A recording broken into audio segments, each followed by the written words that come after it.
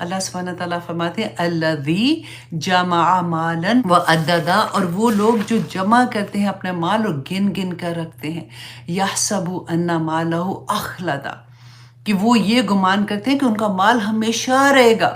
اللہ سبحانہ تعالیٰ فرماتے ہیں کلا، ہرگز نہیں، اللہ اکبر، لَيُنبَذَنَّ فِي الْحُطَمَةِ، کہ وہ ڈال دیے جائیں گے فی الحطمہ، چور چور کر دینے والی کے اندر وہ پھینک دیے جائیں گے۔ وَمَا أَدْرَاكَ مَا الْحُطَمَةُ، تجھے کیا معلوم کہ وہ چور چور کر دینے والی کیا ہے؟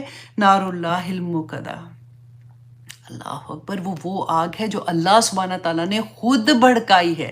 نار اللہ الموقدہ التی تطلع علی الافئدہ، کہ جو دلوں پر چڑھ دوڑے گی، اور پھر اس کے بعد اللہ سبحانہ تعالیٰ فرماتے ہیں انہا علیہم مؤصدہ فی عمد ممددہ، کہ وہ جیسے پریشر کوکر ہوتا ہے نا، اللہ اکبر، آپ سوچیں ایک بڑا سا پریشر کوکر ہے، اس کو آگ اندر لگی ہوئی ہے اور بڑے بڑے ستونوں میں اتنے بڑے بڑے اس کے شعلے ہیں، اور وہ اوپر سے بند کر دیا جائے گا۔ الذی جمع مالا وعددا، وہ لوگ جو اپنا مال جمع کرتے ہیں اور اس کو گن گن کر رکھتے ہیں۔ اور ویل لکل ہمزۃ لمزہ، اور وہ لوگ جو آنکھوں سے اشارے کرتے ہیں، چگلیاں لگاتے ہیں اور کننگ ہوتے ہیں، ان کے لیے ویل ہے۔ اتنی بڑی بڑی اللہ سبحانہ تعالیٰ نے قرآن میں، اور پھر لوگ کہتے ہیں ڈراؤ نہ، ہمیں نہیں بتاؤ، دیکھو ایسا کچھ نہیں ہے، اللہ سبحانہ تعالیٰ نے سارا کچھ بخش دینا، ہم جو مرضی کرتے رہیں۔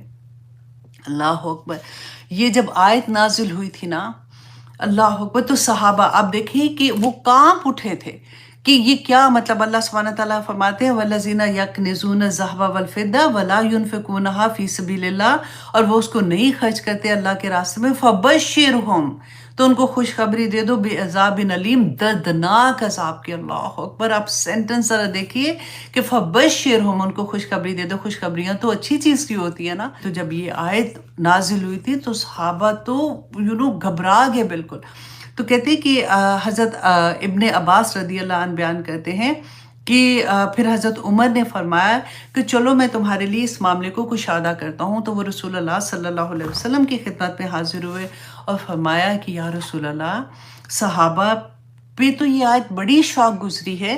تو تب رسول اللہ صلی اللہ علیہ وسلم نے فرمایا کہ اللہ سبحانہ تعالیٰ نے زکوٰۃ صرف اسی لیے فرض کی ہے تاکہ تمہارا باقی مال جو ہے وہ پاک ہو جائے، اور وراثت تمہارے بعد کے لوگوں کے لیے فرض کی گئی ہے۔